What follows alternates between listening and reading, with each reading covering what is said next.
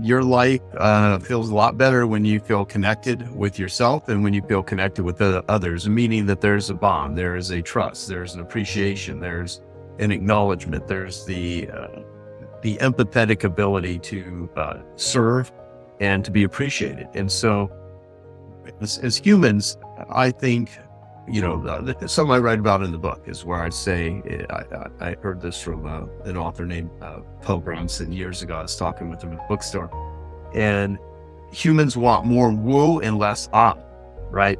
So all the things that we do, from pursuing business deals, wearing clothes, to buying cars, to going to movies, all the different stuff that people, negative and positive, drinking booze, gambling, all of these rushes. So certain things that we do give you a woo and others will give you an ah. So we're trying to run away from all of the angst and all the pain, and we're looking for the woo.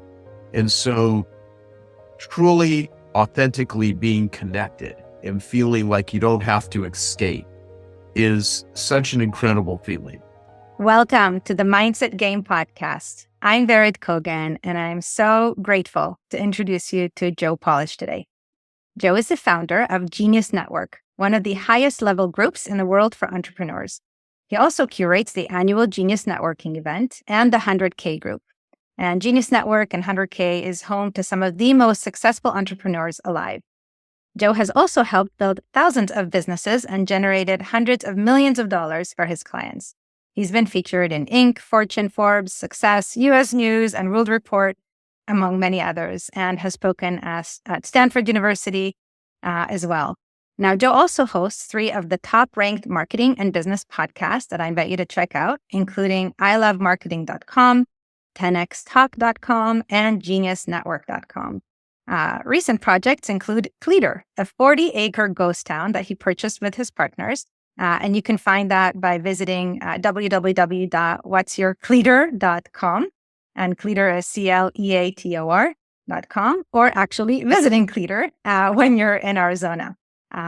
He has a fantastic documentary called Connected, the Joe Polish story, which I got to see, and Joe got to know you even a little bit better. And you can find that at connectedthemovie.com. And his documentary, Black Star, won the Audience Choice Award at the Sedona Film Festival. Joe's mission with entrepreneurs and Genius Network is to build a better entrepreneur. And his mission with Genius Recovery is to change the global conversation of how people view and treat addicts with compassion instead of with judgment, and to find the best forms of treatment that have efficacy and to share those with the world. And he's done some incredible things there. Joe has authored several books, including Life Gives to the Giver, which you can find at www.joesfreebook.com, as well as What's in It for Them, a really awesome book that we're going to focus on today because there is so much juicy content and exercises there. And on a personal note, I am a member of Genius Network, if you can tell by the shirt I'm wearing, and just incredibly grateful to you, Joe, to the team, and of course to the community for all the incredible gifts that I have received. So thank you. Thank you. And it's great to be here with you, Verit. And what's funny is when I hear the bio about me and all these things, I love websites, geez. But You're a marketer. Exactly. Yeah. And I just realized, just how, as a business owner, how many things we have to maintain and manage and oversee with all the stuff we do. So it's great to be here. And so thank you. Oh, thank you. Thank you for being here. So I thought, what about starting with the very ending of your book? Because the whole book is amazing, but I think that kind of gets to the heart of it. And you wrote, "What I've learned in writing this is that even if the appearance of things changes, the essence stays the same. People want to connect.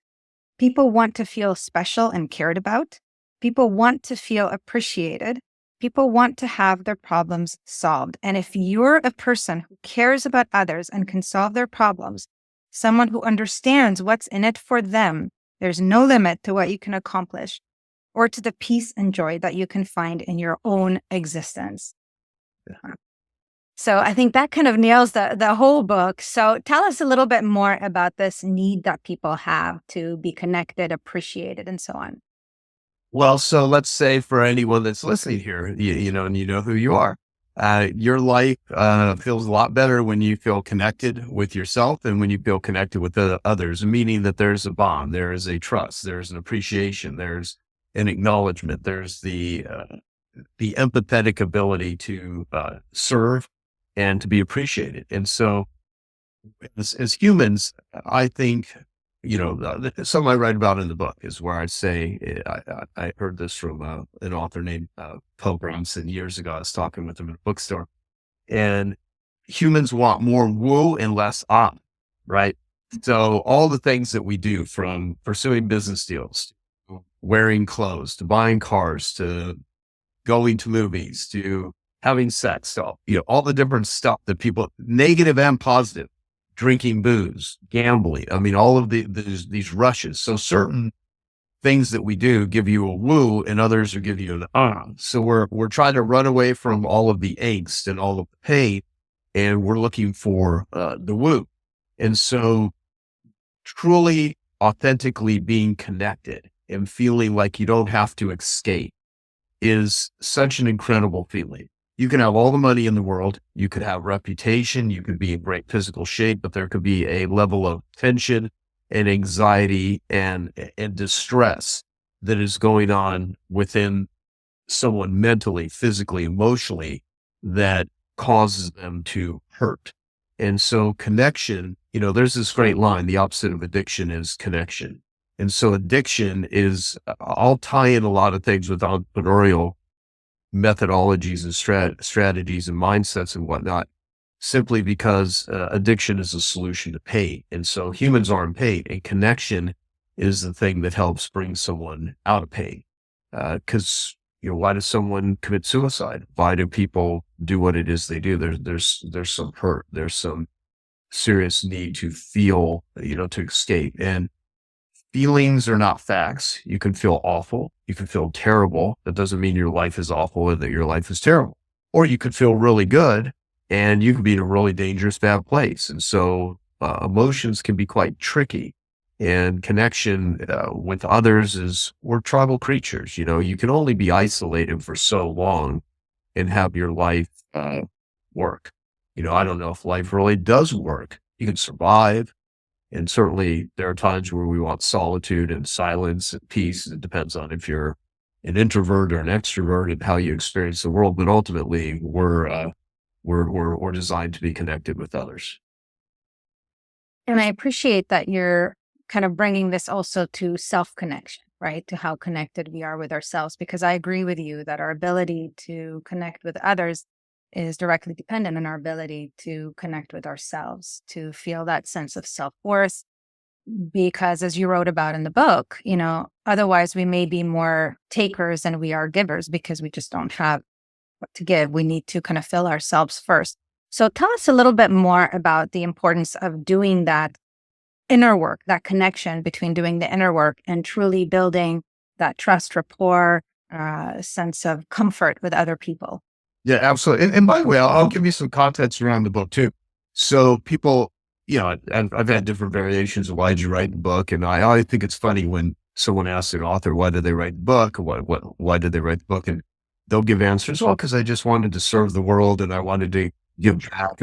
And oftentimes they do, right? And I always love it when someone's just honest and says, I wanted to make a lot of money. It was a way to, generate clients. And my answer for writing that book is I really wanted to look at what the heck I have done in my life that worked and what have I done that didn't work. So I could, even though it's a book called What's in It for Them, I wrote that book in a lot of ways for myself. And I wanted to share with other people, mostly young people, how to hopefully avoid some of the stupid stuff that I've done. Go through the stupid things you're going to do anyway as a young person, because no matter how many books you read or how many seminars you go to, or, you're going to make mistakes, and we learn what works and what doesn't work, mostly by experience. I mean, everyone's been in a stage of their life where they just weren't at a place where they could take the advice that was really good advice that was maybe offered to them or that they read about or however they got to it. So I wanted to kind of go through the cautionary tales of what it is that I had experienced, because I never noticed the red flags for some of the bad situations and with people I'd gotten into that betrayed me or stole from me or, whatever the situation was. And I did not notice yellow flags at all. So over the years, you start noticing red flags and yellow flags. So the reason that I wrote the book is I wanted to document, and remember and do a deep dive into what the hell made my life work in some areas and what made my life not work in different areas, so that if there's anything that I can share with others that would make their life more useful and more helpful, that's what I wanted to accomplish. And certainly we've been able to do that with a lot of people, which is good. And, so thank you. So as a context, I forgot where to go with this. So remind me again, and then I'll speak to. So we were talking about kind of how our ability to connect with our own inner world and what's going on and some of the experiences that we've had in our life can impact our ability, desire and ability to connect with other people. Yeah. Have you ever been in a beautiful place, like what many people consider paradise, where, like, say a beautiful beach, weather's great, it's just perfect, and you felt awful? You ever had a situation like that? Right. So that is, you could have almost everything, all the external trappings of wealth, and you could be in a great place, but internally, your internal dialogue, your self-talk, your stress level, stress is great. Stress is great for lifting weights, for growing. Distress is not good. When you go past the point or long extended periods of stress, people say stress kills. Well, it depends. Stress also makes us stronger. Pain sucks, but pain is where we learn from. The first chapter of my book is about pain. I believe that pain is a messenger. It's a wake up call, and we certainly don't want unnecessary pain. Some people, they've been born with handicaps. They've been put in situations that are just absolutely awful, physically, mentally. There's a lot of pain in them. And one of the things is to not be oblivious to your own pain, because you can't fix the world with broken hands. And if you don't take care of yourself, it's really hard to take care of other people. And so one of the things I write about in the book, and you've heard me talk about this, Baird, is the $1 million racehorse. And I always think of this all the time. I love this analogy. And if you had $1 million racehorse and your job was to put that horse into the best races, because if that horse won the race, you'd win $1 million. Then the question is, well, how would you treat that horse? You would give that horse imagine you have $1 million racehorse. You're the one responsible for that $1 million racehorse. You give it the best food, the best nutrition, the best trainers, proper exercise. You would not have the horse staying up till 3 a.m. watching porn, smoking cigarettes, drinking alcohol.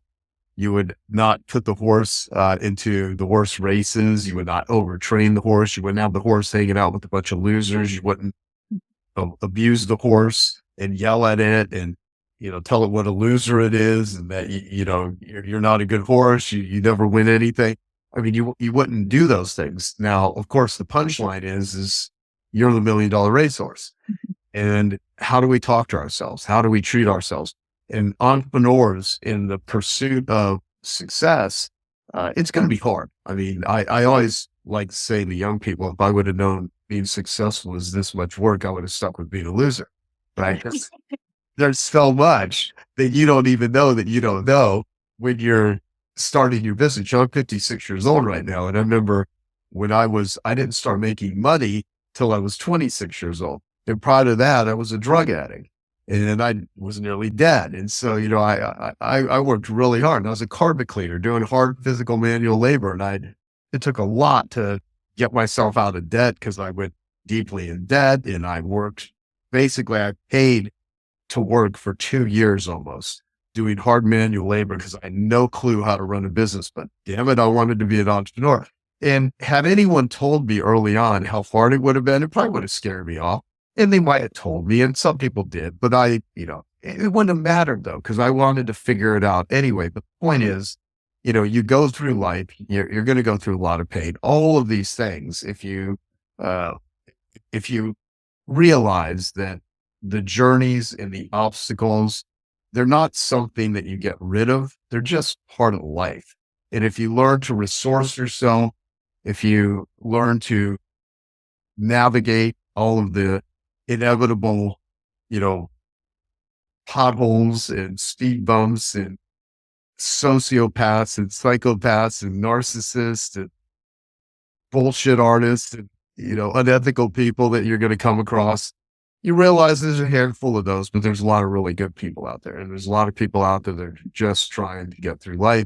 And if you can develop relationships with them and you can show up with a give that's equal to or greater than your want, then you'll probably feel really good about yourself and you'll have a lot of opportunities that come to you.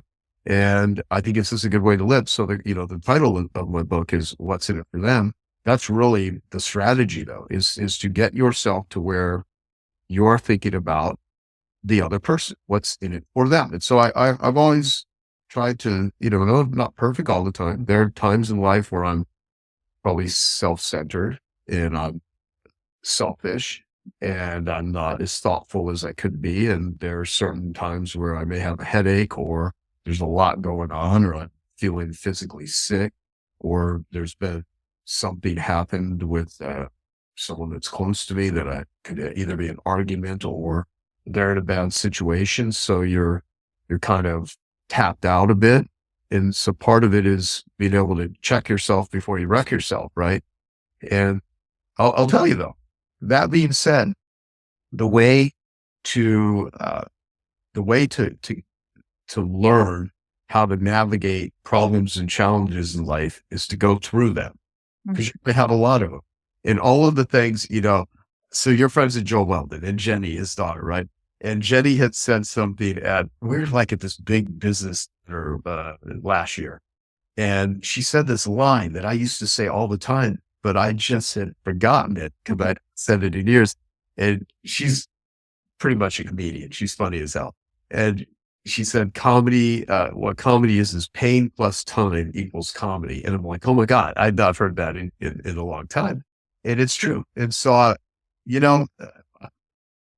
everything that you can look at in life that has been awful, there's a lot of those things where you can look back and laugh at it.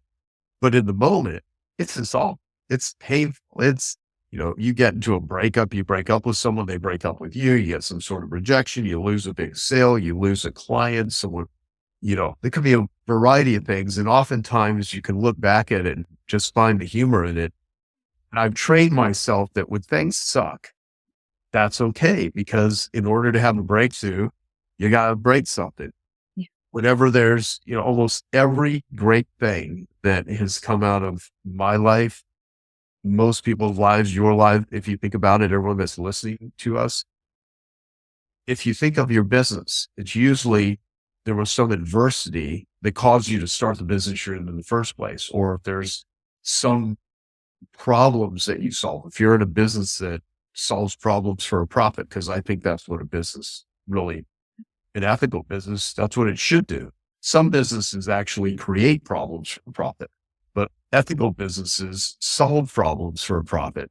And if you could really solve problems for profit, but if there were none of those problems and you probably went through them yourself, probably never would have gotten in the business of figured out how to do it. So I try to find the joy and I try to find the fun. And when you can find humor, that's another form of connection. There's many ways to connect and bringing a lightness or a sense of joy and being able to look at all the problems that exist are actually the raw material that we need in order to transform things. So most people, they will take drugs to avoid problems. They will do anything to try to avoid pain. And I'm like, wow, pain, all this pain, wherever there's anxiety, there's opportunity. And if you can see the anxiety in the world, anxiety in your own life, there's opportunity. Whenever I feel like, oh man, I do not like the way things are going, I think that's life's way of saying, Joe, wake up, pay attention here. You need to kind of maybe look at this. You might need to talk to someone. Don't, as my friend Dan Hollowell says, the ADD, ADHD psychiatrist, get the facts. Well, don't worry alone. That's first. Don't worry alone. Second is get the facts and then have a plan. So if you're thinking I may have cancer, I feel like a lump in my chest. Well, don't worry alone. Call someone, talk to someone, go see someone. Like, get the facts, because if you don't know what's going on, you don't know what's going on. And then when you know what's going on, or at least have a sense of it, even if it's confusing, even if it's overwhelming, you can create a plan for that. Yeah. That's some of the ways I think. And I appreciate the kind of likeness that you are bringing to this journey of entrepreneurship, this journey of growth, self-growth, which is that, there are going to be setbacks, right? And those, the learnings from those are the raw materials, as you said, for the growth and the evolution. And in this case, I see the formula here, as you wrote, suffering is an opportunity. It can be an opportunity for connection. And so it's like pain plus the principles in this book, utilizing them equals connection. Because, when we are able to really be present with our own suffering and, be that detective, pain detective, to understand, or at least, try to hallucinate other people's suffering or pain, where they're coming from, that can open the door for genuine connection, right? When the right intention is there, for transformation, as you said, rather than transaction, some kind of Right. a transactional connection, that's when real magic happens. And I wonder if you can speak to us a little bit more about that. I mean, there's so many nuggets in here, of course, and questions and exercises. If someone were to, let's say, look back at an experience in their life, a suffering experience, or maybe an experience that somebody in their life is going through that's not ideal, how can they utilize that to create genuine connection and support for others? Well, for one, if someone has had an opportunity to sit with someone when they were dying, and it's oftentimes very sad and very painful to lose someone that you love or someone that's close to you. There are many things we can't fix. There are many pains that aren't going to go away. Some people are at a stage where they're just not going to be on the planet for much longer. And it's oftentimes just being with it, just being present. And I say this because I've had I've had a few of those situations, from my father to a couple of my really dear friends. And being present is really hard when you're caught up with yourself, when you're caught up with all the external stuff. And to be able to find people that are in pain or struggling and just simply be with it is one of the steps. The other is, there are often things you can do. There's that line that money can't buy happiness. Well, it's silly, because I buy happiness all the time. And secondly, even if you're a miserable person with a lot of money, you can buy happiness for other people. If they need medical care, if they need food, if they're in some sort of just struggle, you can help either reduce, minimize, or eliminate it. Oftentimes, it's how you spend it. You can spend money to create misery for yourself, or you can spend money to help make your life better. So I don't ever poo-poo the making of money. And, to borrow from Jim Rohn, you can't pay someone to do your push-ups for you. Your money given to an addict is not often good, because there are some people that are still alive that are addicts simply because they don't have the money to buy the drugs or to do the behaviors that will destroy their life.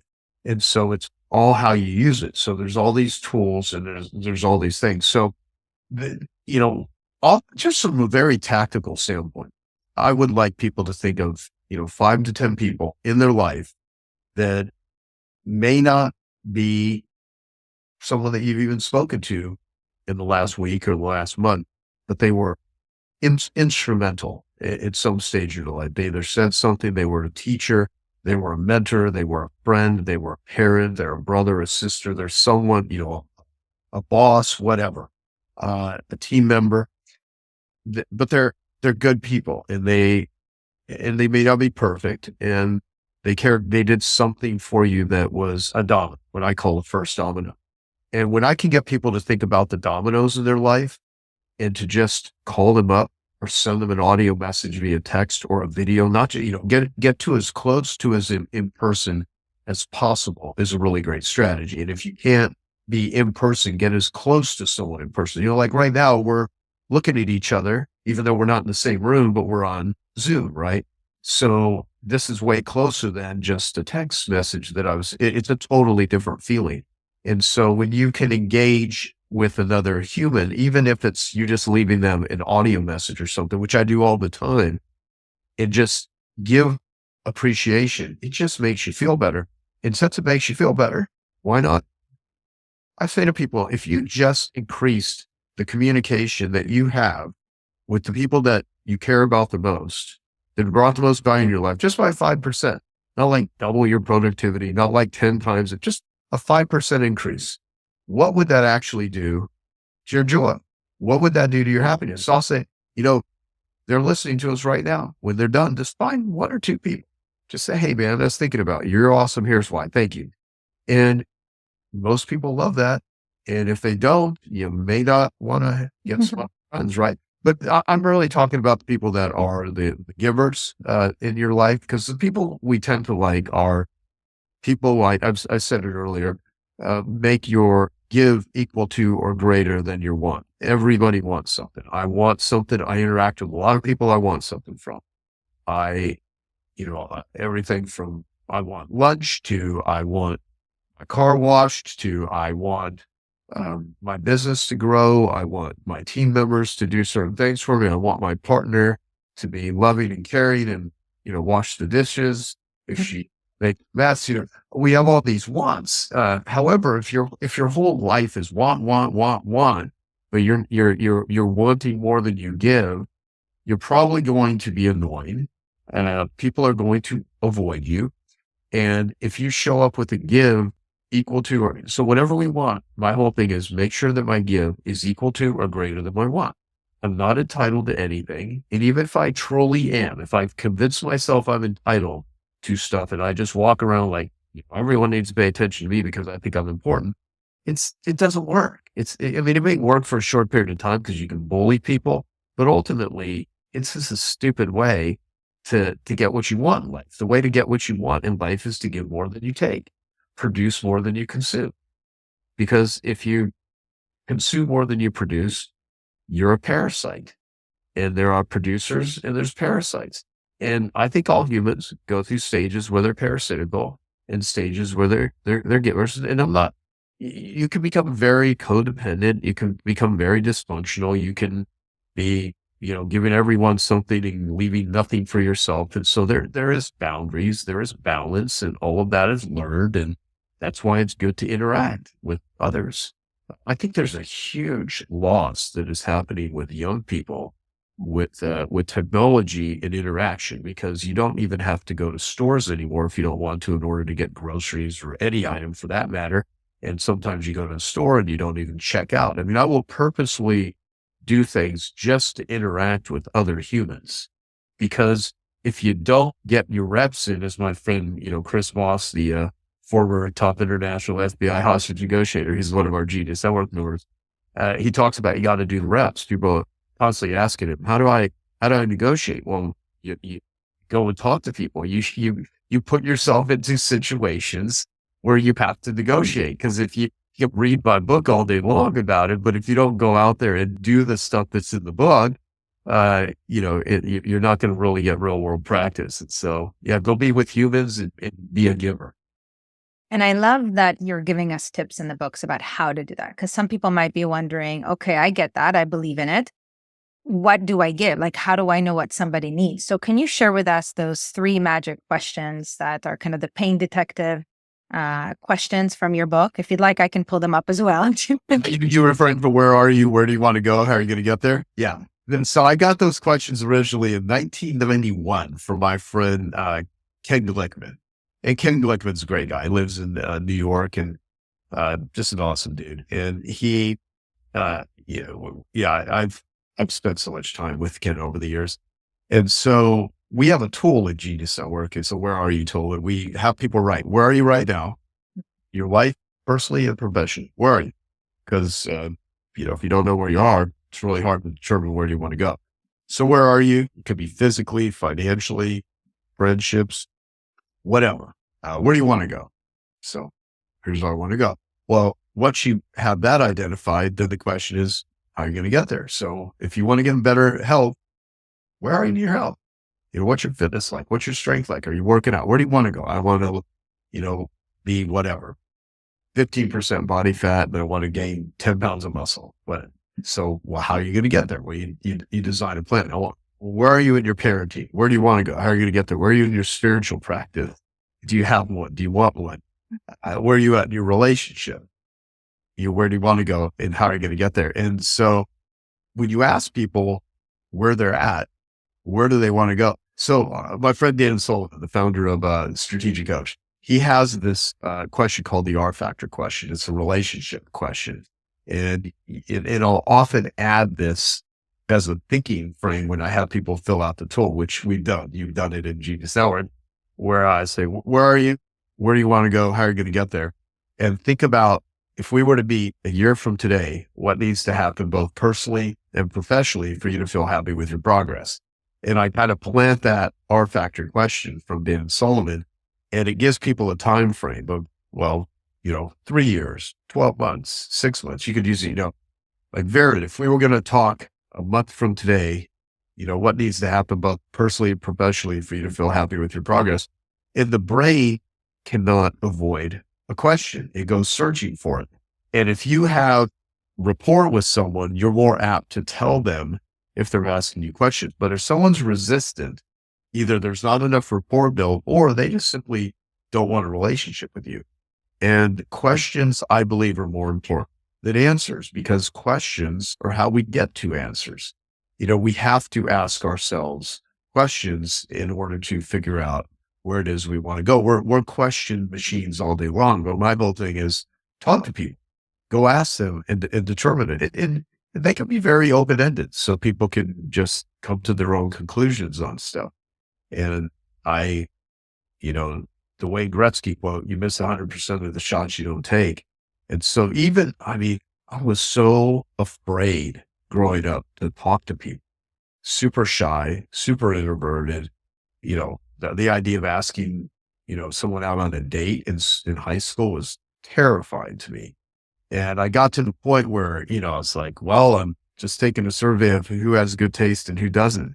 And a lot of the people that rejected me probably had really good taste because I was an awkward kid. But it was one of those things to where I was scared, but you're either moving scared or you're frozen stiff. And sometimes you just got to operate with courage. But the questions are what opened it up. And let me talk about courage since I mentioned it. So again, I'll quote Dan Sullivan. So Dan, and I quote Dan a lot because he's, I've been a client of his since 1997, and he's been in Genius Network since 2010. So we've known each other. We do a podcast together, everything. And so, I talk to Dan all the time. See him next week, all that stuff. And so, when he was in the Army, and I think there were 60 cadets, and he was going through boot camp training. And this was, when was this? Because he was born in 1944. So long time ago. And back then they used real bullets when they were in the boot camp. But if you lifted your head too high, you could get hit by a real bullet, which could kill you. And so the sergeant said, how many of you are scared? And Dan tells this story where out of 60 cadets in boot camp training, he was the only one that raised his hand. And the sergeant said, Cadet Sullivan is the only one here who's telling the truth. And he said, the difference, and he said, let me tell you the difference between fear and courage. Fear is wetting your pants. Courage is doing what you need to do with wet pants. And I love that analogy because it's like, some of the things that we get through life just have to operate with courage. And courage doesn't feel good. Confidence feels good, but courage kind of sucks. Sometimes you just got to suck it up and you got to walk and make that move or whatever, run or whatever with courage. You got to take a stand for yourself. And so, the more you are courageous, the more you will get through things and learn things and become confident. And then when you develop confidence, then the world, you become more attractive to people are seeking out uh, confident people. They're seeking out people that even ones that fake it, which I don't recommend. I would be foolish to say flattery doesn't work. People try to pretend like they care, and for a short period of time. It's kind of like cotton candy. I mean, it's not really nutritious. It does the trick for a little bit, but I don't want to do tricks on people. I want to be authentic. I want to be real. And you can talk about authenticity all day long, but it's not what you say; it's what you do. It's who you are. And when after you've been taken advantage enough times, and I hate saying this because you, you know, I don't hate saying it because I think it's the right thing to do. I hate saying it because I hate the reality of it, is that in order to be more skilled at interacting and connecting with people, you usually have to go through a boatload of pain in order to get there. And oftentimes that scares people off. Problem is they don't get the experience and they don't develop the muscles. And the reason most people aren't in great physical shape as much as they'd like to be, or that a lot of people don't work out, is because they don't want to work through the burn. Because when you first start working out, if you're lifting weights as an example or running, you're going to be sore. And you're going to be sore for like the first few days, maybe like a week, 2 weeks, maybe an entire month. It might take a couple of months and it's going to hurt. But eventually, the weights don't get lighter, you get stronger. And then when you work through the burn, and the same thing, the same way, if someone's single and the thought of going out and asking someone on a date, I mean, your heart's beating out of your chest, but it's like, what's the alternative? If you want to go for something, you gotta develop that courage muscle. And just like working out, you just do a little bit. You don't have to throw yourself in these insane situations. Although oftentimes some people do, people that care about what other people think about them, too much, they're not good dancers because they're too self-conscious. And I say that because I'm definitely afraid of dancing in front of people. I don't like it, but I use that as an analogy because I can sit and talk about all the things I'm good at, but I like bringing up the things I'm not good at because, for one, it makes it more present in my mind, and second, it makes me question, like, what are those things that make me self-conscious? What are those things that really mess with me, and why? Why do I place such precedent on it? And you see some people that are just like, oh, I'm having a good time, and the other people like, look at that idiot, like, all judgmental and everything. It is fascinating. So I'm always trying to bring awareness to the stuff that I suck at. Not because I even need to do it. Like, I don't need to go out and dance in order to have a good life. It's not like, oh my God, I'm going to go dance tonight. It's just kind of funny to me because I could just see all the weird stuff that we do as humans to either, jump into something or to run away from it. And I think the biggest mind shift here, as I see it, is that when we go in with an intention of what's in it for them, for others, rather than just for ourselves. And I say just for ourselves because it's okay to have both, right? What's in it for me and for them, of course, to hold both. It's, it changes everything. Like even in the example of like dancing, right? So if you go in with like, yeah, maybe I'll suck, but at least what's in it for them is that maybe there's some humor. Maybe there's permission for them to have the courage to do the thing which they're not yet perfect in other areas of their life, not just dancing. Right. But when we go in with that mindset, I find like, it completely changes the energy with which we approach something. We're all connected.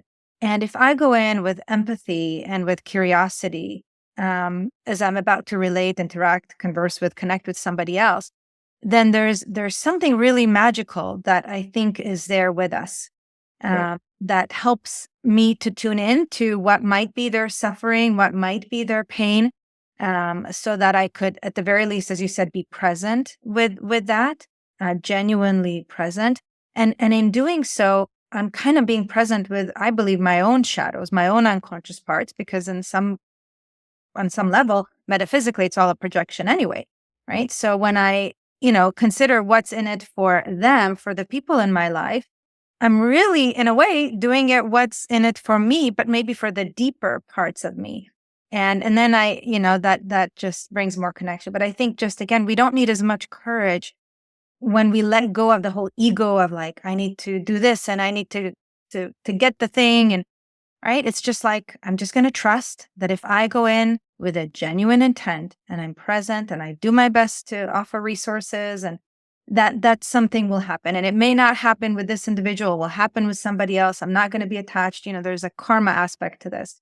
So can you touch a little bit, because you did in the book, like a little bit on the energetics of this and what happens also when we do this in a group, when we have kind of a group intention as we do at Genius for one another?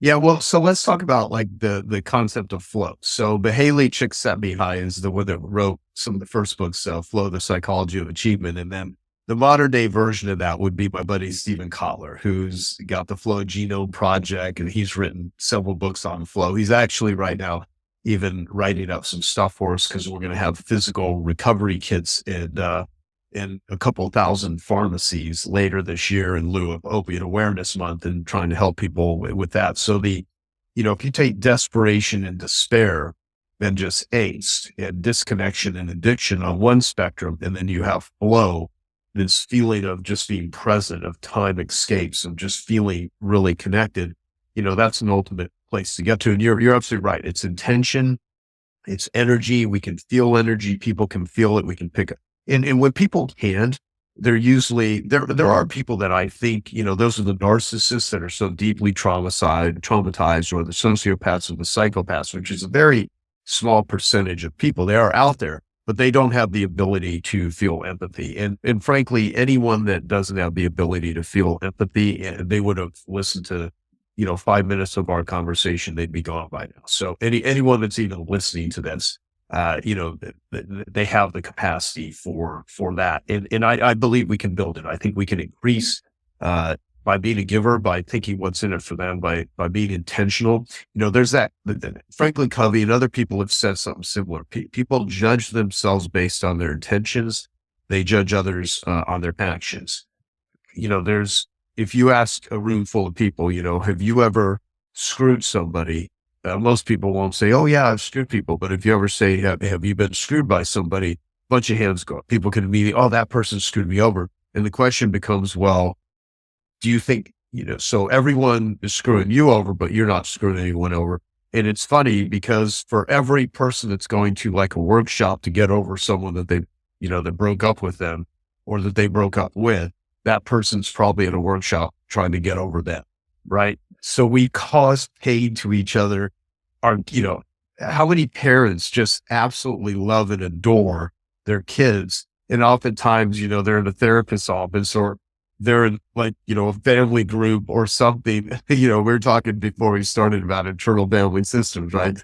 And it's like, you did this to me, and you did that. It's like, you didn't have any intention to do that, but your actions somehow created that, right? Does that mean you're to blame? Sometimes. Other times it's just life, and, no one was purposely trying to wake up every day and hurt somebody. Some people get up every day and they figure out how to take advantage of other people to get ahead. There's other people that wake up and their intention is to put good energy into the world, put good karma into the world. And, it's really disheartening, for a lot of people. I was talking to a friend earlier who, I'll just tell you the story. This guy used to be my assistant. I don't know, probably how many years ago is that? Probably like 9 years ago. Great guy. And he's one of the master mechanics at Mercedes-Benz. And I have a Mercedes-Benz Sprinter van that's made by Storyteller Overland. You've seen it. It's this big beast mode Storyteller van. I take it down to my ghost town. And he came over and, I made lunch for him and everything. This is a guy that used to make lunch for me and take care of one of my houses and all this sort of stuff. And just a really nice guy. And he was talking about all the world leaders right now, that he's like, I really hope that some of these, that we really, not a vengeful guy. This is a very spiritual, really good human. And he's like, I really hope to see the day that some of these people that have caused so much damage to others, pay for their crimes. Because there's a lot of people in the world, politicians, people that are running tech companies, people that are running media companies, government, central banking. I mean, you name it. We can go through all the all the rackets that are happening in the world right now. And there's a lot of people that are making a lot of money, seem to have really good lives, and they're not doing good stuff in the world. They're killing people. They are hurting people. They are creating misery, and they're profiting from it. And we're having that conversation. I was like, oh, it's a tough call, because people that really wake up every day and they just try to do the best they can, and they care about their families, and they care about their clients, they care about their communities. It's really difficult when you see people that seem to just be absolutely reckless getting ahead. But I'm like, a lot of these people, their punishment is their own existence, the karma that they will create. And so, what I say is everyone thinks they're right. I think I'm right. And there's a lot of times where I think I'm right, where I'm totally wrong. And I have to constantly develop the awareness. And I think we, and you and everyone listening, they need to develop the awareness to really pause and say, okay, are my actions equal to my intentions? Are they, if someone backs up over your foot, it runs over you. It doesn't matter if they did it on purpose or they did it by accident, they still ran over your foot. So we have to take a look at the consequences of our actions. And you said something earlier where you said, reacting. Well, that's actually a good distinction between reacting to life or responding to life. When my life does not work, I am a bundle of reactions. I'm judgmental. I'm not thinking through things. I'm pursuing whatever my reptile brain wants to pursue. I'm caught up in desire. I'm caught up in self-servingness. And when I'm responding, I'm more thoughtful. There's more peace. There's a sense of, responsibility, because that's what responding is. It's responding with ability. And when I'm responding with ability, I'm more responsible for my own life. I'm more responsible for the people that I'm interacting with. I'm more thoughtful. And so, and that's hard to do all the time. I mean, there's all kinds of things that piss us off, piss me off, that piss you off. A lot of people, depending on how they verbalize themselves, they may not talk the way I talk. Their internal dialogue, though, they understand it. And I think a lot of people, they don't have a way of expressing their anger and their rage. And so it manifests in addictions, it manifests in disease, it manifests in physical pain. Like the vast majority of knee pain, neck pain, shoulder pain, back pain is psychosomatic. It's caused by tension. The Great Pain Deception by Steve Ozanich, or anything written by Dr. John Sarno, dwells deeply into it, because I could, spend the entire interview conversation with you just talking about that sort of stuff. But it's definitely, if we are causing pain to others and to ourselves, it creates more pain. And when we are showing up with what's in it for them and what to give. So let us give you a real simple thing, that just something that would change everybody's life if they did it. And most people will hear it, and most people won't do it. If you just handwrite, like literally handwrite, and you could, use AI if you are too, you don't even want to use your brain and you just want to get prompts. You can, even get the assistance of artificial intelligence. But I would say, don't really just, sit down and think from your heart and from your brain and your mind, and this incredible, assets that we have as humans, and handwrite 5 to 10 postcards, letters a day. Put a stamp on it, a physical stamp, and mail it every single day to your best clients, to relationships, to people that you admire. And if you do that every day, 5 days a week, so you don't even have to do it on weekends, in a year, your life will be transformed. Even if you don't do any of it for money, the relationships that you have, the friendships that you have, I've got just a handful of young people to do it. They'll do it for 3 months and they're like, oh my God, I got more opportunities than I know what to do with, because nobody does this anymore. And it's like, it's just totally, and what's it going to cost you? If you're going to send, 5 or 10 postcards, you're going to spend $5 to $10 a day, but what it'll bring back, and you'll see the responses to people. And that's a real simple thing to do. It may be not simple if you've done it before.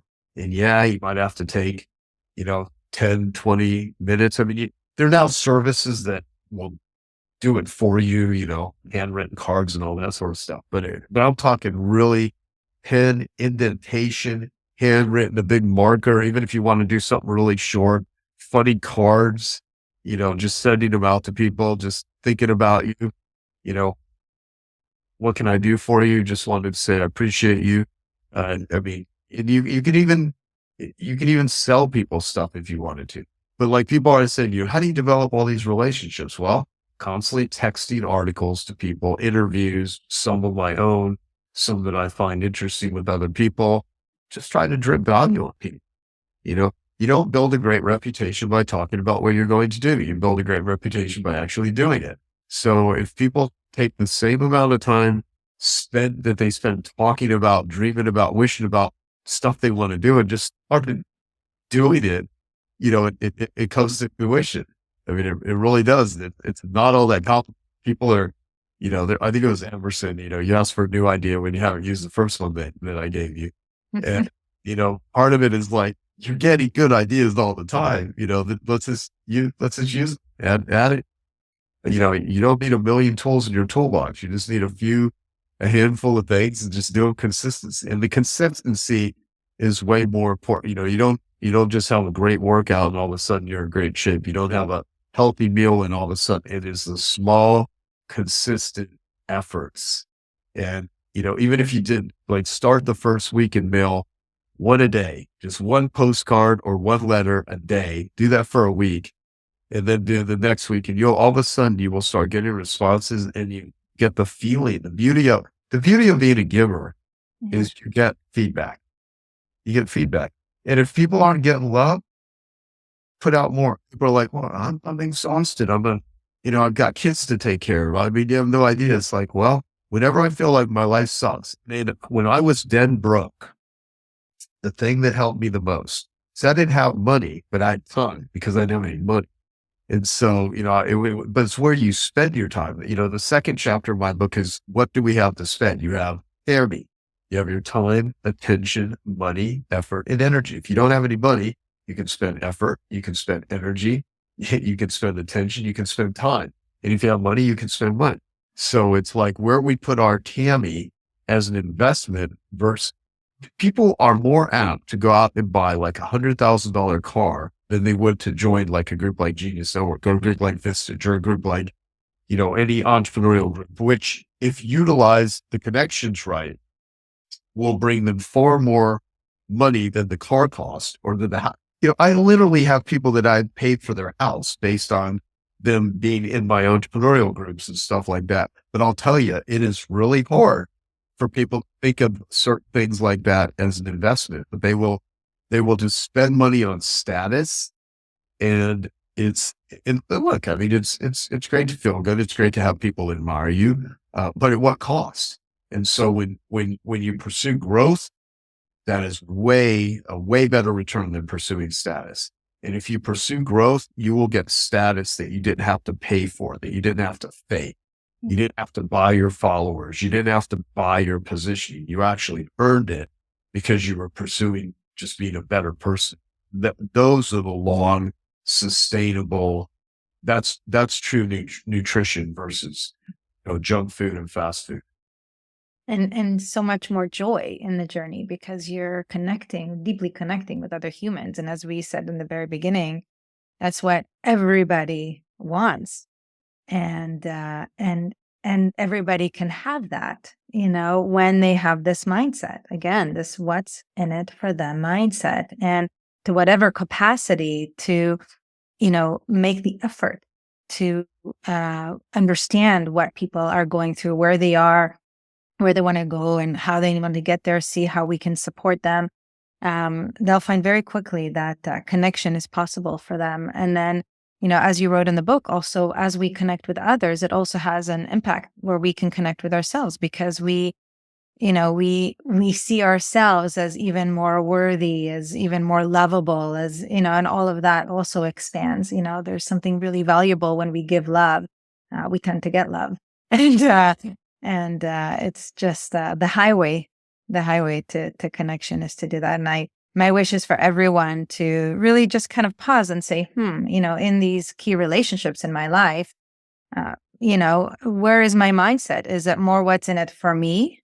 or more what's in it for them, and to consider making the shift and asking the questions and doing the actions just like you suggested. So I'm so grateful to you, Joe. I mean, I think you are such an inspiring human because you're real. Like, that's what I love most about you, is that you're real. I mean, yeah, you came from dead broke carpet cleaner to where you are now, and you're not ashamed to share, you know, the journey and what you're really going through. And that is real, and that is connection. There's no like mask. And it's so unique and lovable. Thank you. Mm. Thank you. Yeah. And it's also because fortunately, I've had, I mean, I had to put myself in the position to meet the people. So I don't want to take anything. I worked really hard to try to overcome a lot of demons. Did a lot of therapy, a lot of trauma work, been to a lot of seminars, read over 1,000 books, constantly, trying to do it. I've just come up in the process of putting yourself out there. You meet caring people, and they're out there. There's a lot of people the world is filled with givers, and there's unfortunately more takers than I thought after going through the pandemic. I got a whole nother perspective of watching how some humans handle chaotic situations, but I also realized that being in recovery for many years prepares you for very difficult stuff. And so, like, for instance, the book "What's in It for Them" would not exist had I not read Dale Carnegie's book "How to Win Friends and Influence People." And I say that in the beginning of the book, and I love that book, and I highly recommend everyone read that book. It's a great book. And I thought about that a lot, like how to win friends and influence people. It's like, well, it's not about winning friends and influencing people. It's about winning the right friends and influencing the right people. Because there are some people you don't want to influence. There are some people you actually want to repel, not repel like offend them, but you just don't want them in your airspace, right? They're just not. They're not your people. They're not your value system. They're not going to help you. You're not going to help them. The juice ain't worth the squeeze. So part of it is aligning yourself with people that are aligned with you. And although that book, "What's in It for Them," is filled with all kinds of methodologies of how to connect with people and strategies, and every chapter ends in dominoes, and there's all kinds of stuff that I give people that I think anyone can do and matter. The real punchline behind it is it's not a capability book by itself. You'll get capabilities, you'll learn some. They're certainly doable. I get great feedback from it all the time. It's a character book. It's designed to have people look at their character, because there are a lot of people in the world that have great capabilities, really shitty characters. They can, you know, without, well, maybe I name names, but Hitler had incredible capabilities, killed people, murdered people, left a lot of destruction. There's a lot of modern day people that, I won't name names because, let people can come to their own conclusions of who I'm talking about. They don't have great characters, but they have capabilities. So the key is, for me, I think the greatest life is to hang out with people that have a shared value, that you sync with, that you are really aligned with, that it feels really good to be with them, and they're caring, they're givers. And so I wanted to create a methodology for myself and for others to protect the givers of the world from the takers. Because as a giver, you are going, it's not a matter of if, it's a matter of when, because you're a target. As soon as you're out there giving to the world, takers look for marks, they look for targets. But to be a boundaried giver, to give to yourself also, and to allow people to give to you, and to feel like, oh, I'll let someone do that because I'm putting that out there every day. I'm doing that every day. So when I'm broken, when I'm sad, when I'm in a puddle of tears and emotion and everything, there's someone that will sit with me because I will sit with them. And so whenever I think my life sucks, gone, I find someone who's in more pain than me. And it's amazing how it instantly makes me feel better. It is really bizarre. It's so counterintuitive, but it's like, if you are so broken, find someone who's broken and just sit with them, and you will help each other out. And that it's not like, how do you fill your cup by having, another business deal or whatever? Sometimes it's just like, I was talking to this doctor the other day and he's like, yeah, I'm like, well, what's your workout? He goes, well, I do cold plunges, I do saunas, I do workouts, but I've been trying to do a lot more restorative yoga. I'm like, and I've done a lot of yoga. And like restorative yoga, he goes, yeah, because I'm always going, going, going, going, going. And he goes, and that's how I get my energy back is restorative yoga. And I'm like, yeah, and as simple as that sounds, most driven entrepreneurs, they miss that. They miss that part that we have to fill the cup. So there you go. Yeah. Well, there we go. And one of the best and juiciest ways to fill that cup is through genuine connection.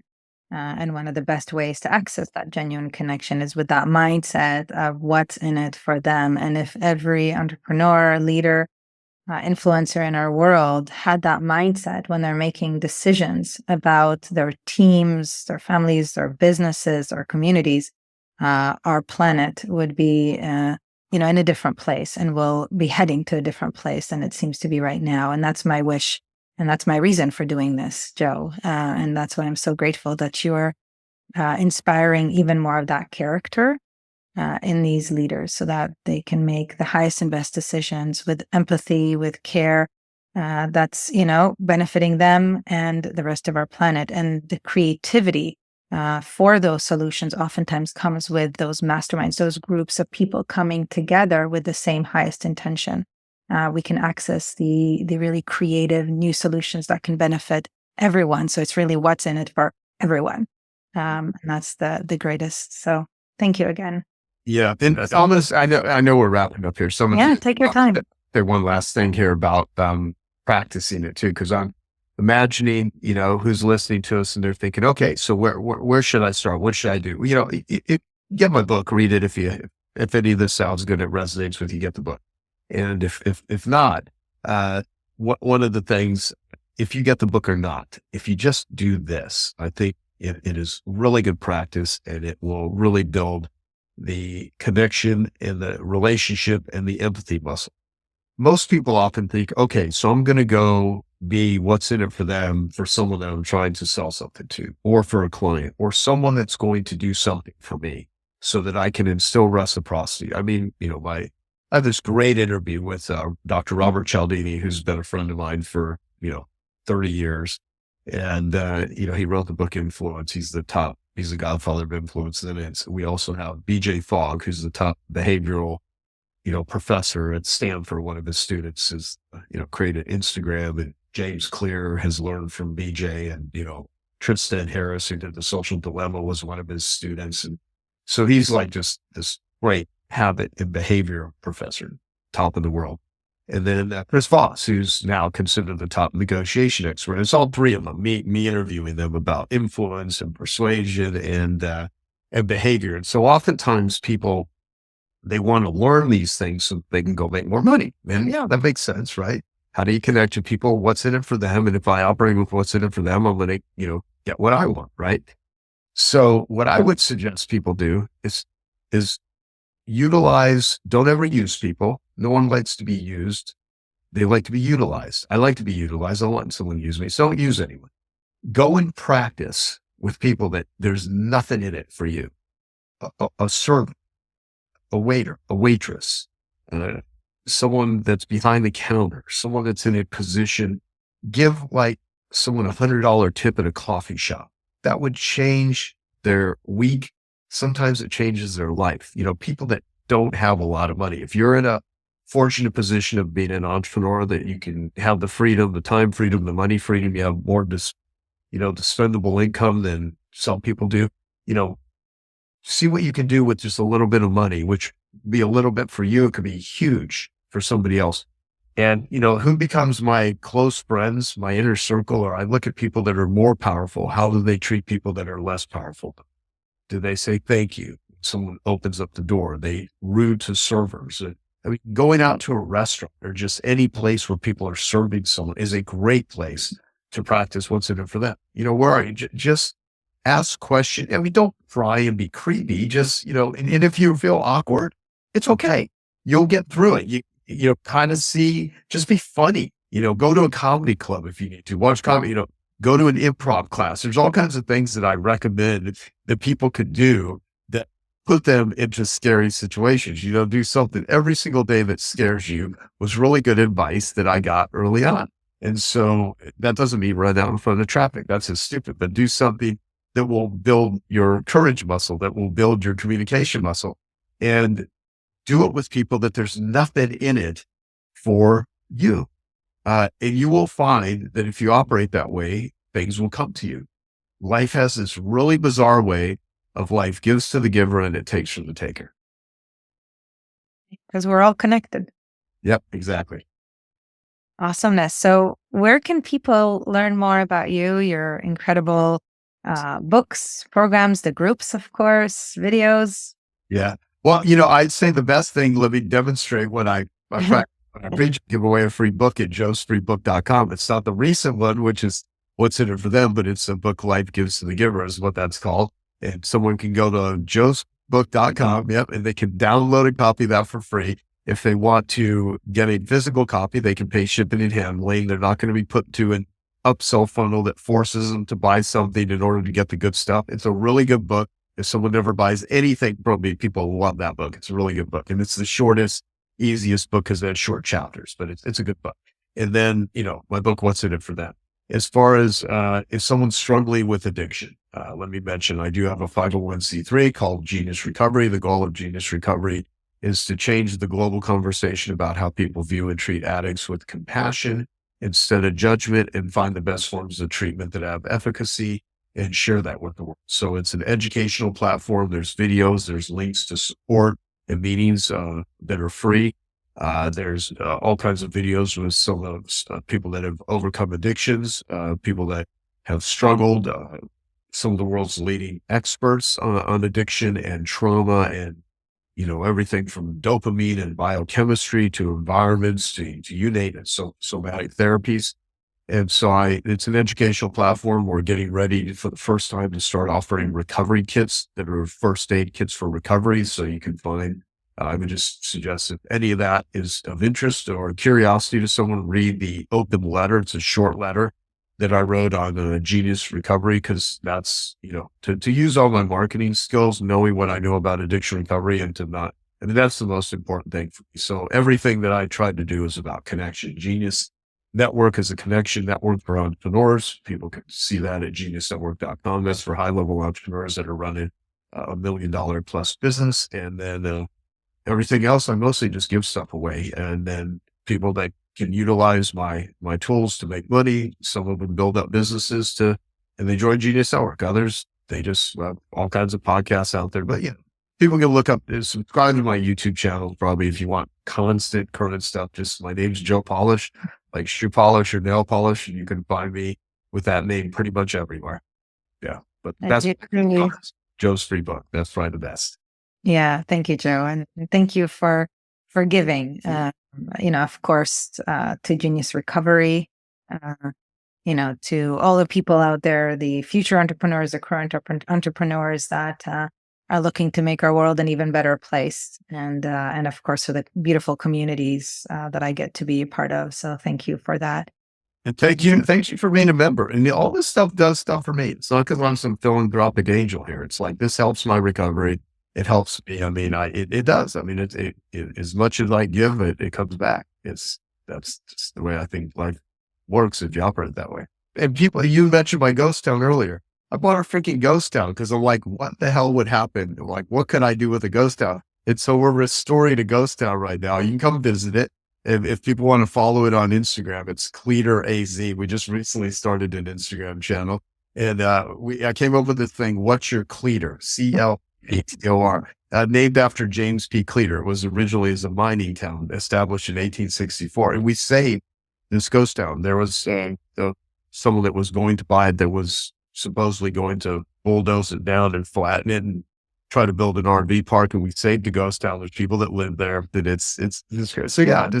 But Cleator represents what's a crazy idea or an awesome idea that you have that's aspirational. What it's a term for a big goal or a mission or a cause.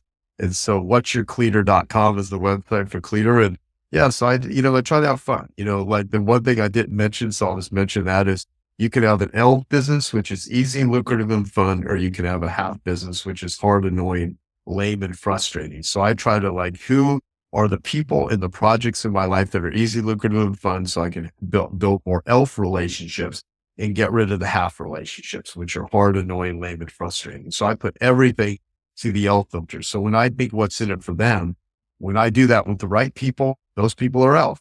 And, and I don't want any halves in my life. I want all elves as much as I can, because you're going to have annoying, hard stuff anyway. Everyone that's running a business, welcome to the club, right? But it's the more you can, have that criteria, the more I have more of it, and it works. So yeah, that's my wish for everyone, is to be more connected with others, be more connected with yourself, and just get some peace and joy out of your existence as much as you can. Because if you signed up to be an entrepreneur, you're going to war some days, and it's hard. So like, there's there's ways to really build yourself and stay awesome. Yeah, thank you. And would you be willing to share with us one last quick question? What is your cleater? What's your cleater? My cleater is the same 20,000 lives of the 100,000 plus that are dying from opiate addiction. So that's what we're doing with the recovery kits. It's not going to happen right away. I don't even know if we'll be able to do it, but damn it, we're trying our best. I've got Andre Norman, who you've met. He spent 14 years in the maximum security prison, got out over 20 years ago now. This guy's like this angel that just helps people. And he's in charge of a program with 650,000 tablets in prisons for people that are incarcerated. And by the end of this year, hopefully it'll be at 1 million. And so we are going to the prisons before Genius Network meetings and taking Genius Network members there and speaking to at the women's prison here in Arizona, which is called Perryville. That's the one we're going at right now. And we're wanting to get to a point where we're recording those conversations, because they're very powerful that people are sharing, and share them with other people through their tablets. And these, there's 2.2 million people that are incarcerated, and we're the highest in America's the highest, incarcerating country in the world. 25% of the world's prisoners are in America. And a lot of these people, their families are affected, and there's some sad situations. 40% have committed violent crimes, but, the rest have not. And the majority of people that are arrested or thrown in jail, drugs and alcohol were involved. So we're incarcerating a lot of addicts, and addiction is real human suffering. And so my cleater is to help reduce or eliminate some of that, just to be a catalyst. Most of what I want to do won't happen in my lifetime. I just want to start, this stuff and keep it going. And I hear some of the saddest stories on a daily basis. And in a weird way, it really gives me gratitude for how great my life is. It's because there was a time where my life I hated it. I was suicidal. I was an addict. Nothing brought joy. It was just a constant pain, and to be able to be pulled out of that trap. And you only keep it if you give it away, and so, that my cleader is to do that, and to also keep increasing my level of consciousness, because I hope, 5 years, 10 years from now, I look back at some of the stupid shit that I say today, and they're like, what the hell was I thinking? So not only do I want to learn stuff and meet cool people, I want to unlearn the things that don't serve me, because I think unlearning is as important, though more important than learning. And that's also the key to overcoming addiction. Exactly. Yeah. Yeah, you don't recover from addiction just by learning. You recover by unlearning and connecting. Right. Exactly, and connecting and loving. And I'm excited to be there at the prison with Andre, with the ladies. I'll be there and hopefully be able to, do something for them, support them in some ways. And I encourage. It'll blow your mind. It'll blow it if you've never done it. Have you done it before? No. Yeah, it is mind blowing. They are so receptive, and you can't tell who there is just committed a petty crime or who is there for murder. I mean, you'll meet all kinds, and they're sponges, and some of them were in very abusive relationships where, almost all of them, if you hear the pain that they went through, as our friend Dr. Don Wood says, if you understood the atmospheric conditions of somebody's life, it makes sense why they are the way that they are. And we can change the atmospheric conditions of our own lives, and we can help influence the atmospheric conditions of other people. And it's, in prison, they're not, it's all pro bono. No one's getting paid for any of this stuff. And it just, you walk out of there with such a sense of like, wow, they can't leave and we can leave. And sometimes people take for granted that they can, it's not, what am I going to eat today? Am I going to eat Mexican food? Am I going to eat Chinese food? Am I going to eat Italian food? Some of these people, they have no choice. They're in prison, and but also they are so happy and so encouraged when you leave. And yeah, it's pretty powerful. You're gonna love it. The fact that you're even going, that says so much about you. No one signs up for something like that doesn't care. Well, I thank you for giving from all your heart and for doing the work to overcome, your own patterns so that you can give even more and evolve even more. Thank you. Thank you, Barry. Hey, game changers, it's Vered. I hope you loved the conversation with Joe Polish. He has been nicknamed the world's greatest connector, and that is because he truly gives from his heart. I know you got from this episode the essence, which is truly that life gives to the giver.